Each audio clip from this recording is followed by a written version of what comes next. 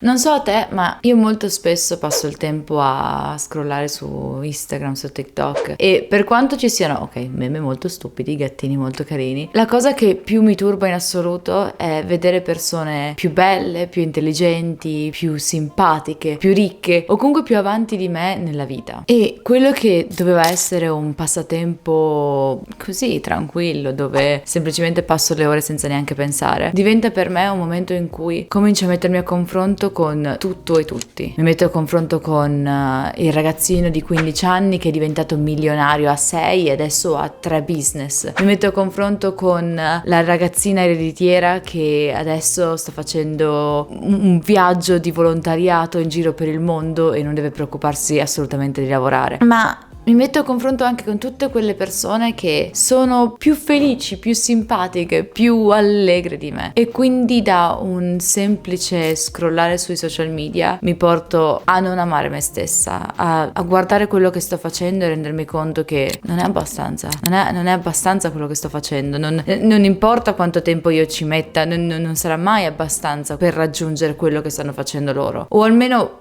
forse credo che mettendoci più impegno, lavorando più tempo, per più ore, magari anch'io posso arrivare ad essere così. E così mi impegno di più, ci metto più ore, sto le ore davanti al computer, mi ignoro gli amici, tutto questo e poi alla fine comunque non riesco ad essere a quel livello. E mi sento un fallimento. Mi sento un fallimento perché mi dico cosa sto sbagliando? Oppure dico ovvio, un'ereditiera non ci arriverò mai. È ovvio, non arriverò mai ad essere a quel livello. E sono un fallimento. Mi sento un completo fallimento. O almeno questo è quello che pensavo circa un anno fa. Ed è da un anno più o meno che sto lavorando su questo mio mindset, perché mi rendo conto come più tu ti dici che sarai un fallimento, più effettivamente fallirai. E sembra stupido, sembra una di quelle cose del se ci credi ce la fai. No, però letteralmente più ti convinci di non riuscirci, più alla fine effettivamente non ci riuscirai, perché non è soltanto una questione di manifestare quello che si pensa, ma è proprio una questione di se tu pensi di non potercela fare nel momento in cui ti trovi davanti varie problematiche e il tuo cervello dice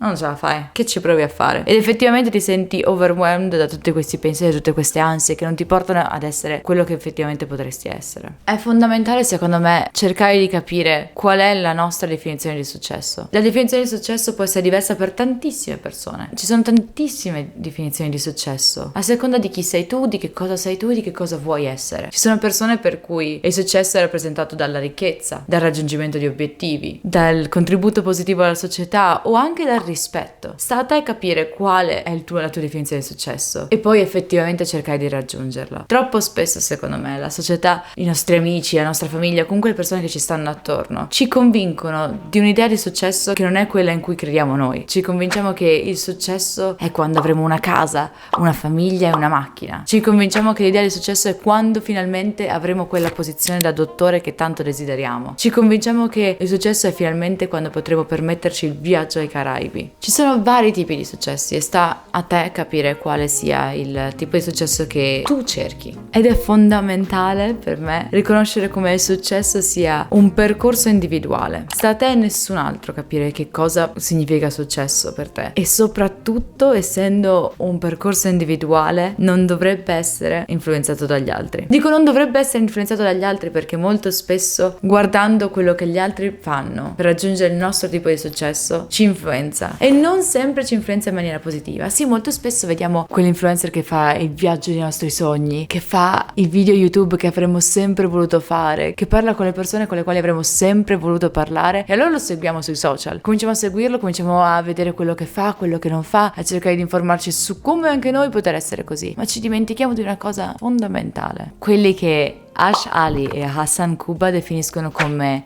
the unfair advantages. È ovvio come certe persone abbiano determinati vantaggi nella loro vita, come una famiglia ricca, una famiglia benestante, o le giuste conoscenze, o anche semplicemente dei privilegi che vengono dati dalla società in generale. Unfair Advantages è un libro che ho letto di recente. Si può effettivamente dire che ho letto un libro se in realtà ho ascoltato l'audiolibro?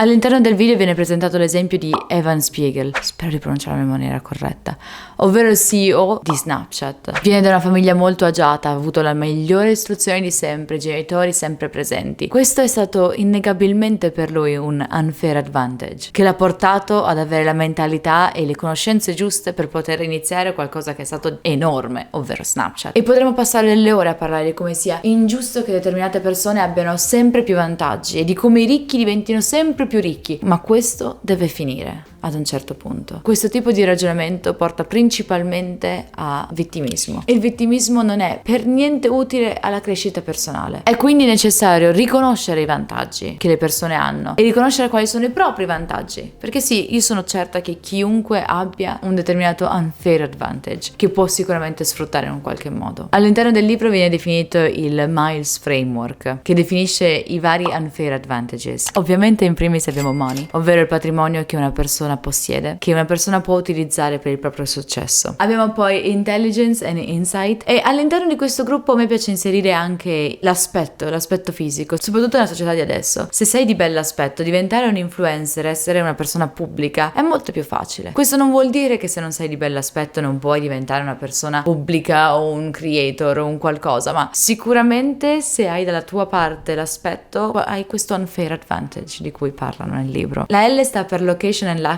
ed è uno di quegli unfair advantages che mi incuriosisce di più. Perché con location and luck si intende essere al posto giusto nel momento giusto. Quante volte ti è capitato di esserti trovato nel momento giusto al posto giusto e quella persona ha offerto a te il posto di lavoro? Se non è successo a te mi dispiace, probabilmente sei sfigato almeno quanto me, però questo secondo me è uno degli unfair advantages di cui ci si può approfittare di più in assoluto, perché sì è vero, hai avuto fortuna ad essere nel posto giusto nel momento giusto. Sei tu quello che si è alzato dal letto, si è vestito, lavato ed è uscito. Sei tu quello che si è presentato al posto in quel determinato orario. Certo, potevano esserci problemi sulla metro e quindi non saresti arrivato al momento giusto, qualsiasi cosa, però tu ci hai messo del tuo nel crearti da solo questo luck. Abbiamo poi education expertise e infine status. Tutti questi sono gli unfair advantages e sono sicura che tu hai almeno uno di questi unfair advantage che puoi utilizzare come tuo pro. Avere un unfair advantage non vuol dire che hai l'expertise di un master genius, semplicemente puoi renderti conto che quello può essere il tuo unfair advantage e puntare tutte le tue marbles su quello.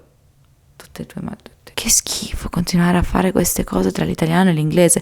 Perché non riesco a parlare una di lingua? Anche io quando ho iniziato su Twitch la primissima cosa che mi è stata detta è stata: tu è successo tanto perché sei una ragazza su Twitch. E per quanto questo sia vero e per quanto questo sia il mio unfair advantage, sono però riuscita a creare una community di persone estremamente carine e unite tra di loro. Non solo ho messo le ore su Twitch presentandomi quasi ogni singolo giorno live, ma ho anche creato dei progetti a parte che hanno permesso di sviluppare la community in un senso e in una direzione che adoro attualmente. Quindi sì, anch'io ho avuto un unfair advantage, ma sta poi alle persone riuscire a sfruttare questo unfair advantage per creare qualcosa di più. Perché anche Evan Spiegel poteva starsene a casa, poteva iniziare un business di caffè piccolino e sopravvivere di quello. Invece ha deciso di aprire Snapchat. Ha deciso di creare questa nuova app. Sta quindi a noi cercare di capire quali sono i nostri unfair advantage, sfruttarli per creare qualcosa di più, qualcosa di nuovo, senza fermarci lì. E per quanto sembra che io lo stia dicendo per vantarmi, credo che attualmente le persone si rendano molto più facilmente conto di questi unfair advantage. In generale siamo molto più sensibili a riconoscere questi unfair advantage e criticarli nelle persone. Come ti dicevo, il primissimo commento che mi veniva fatto dopo il mio successo su Twitch è stato proprio il fatto che ma tu sei una donna, hai questo vantaggio. Quante volte però mi sono ritrovata a dover affrontare questo vantaggio a mio discapito? No, perché non rende così, sembra che mi stia lamentando del fatto che le persone dicano no, non è quello il discorso. Ho dovuto spesso dimostrare di avere valore seppur...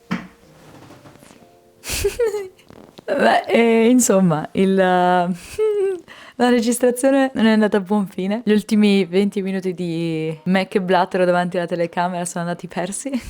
Giuro, aveva un senso quello di cui stavo parlando e mi dispiace un sacco essermi persa quel flow, ma penso mi sia facile tornarci dentro e continuare a parlare di quello di cui stavamo parlando, ovvero degli unfair advantages. Il mio unfair advantage su Twitch era appunto quello di essere una donna e per tantissimo tempo non l'ho riconosciuto e andavo molto contraria. E tuttora sono molto contraria a vedere questo riconosciuto come un advantage, perché dal mio punto di vista, per come sono fatta io, per come io considero il successo, per me questo non è un vantaggio. Essere riconosciuta su Twitch principalmente perché sono donna e vedere che tutti i miei raggiungimenti su Twitch siano indicati semplicemente al fatto che sono una donna.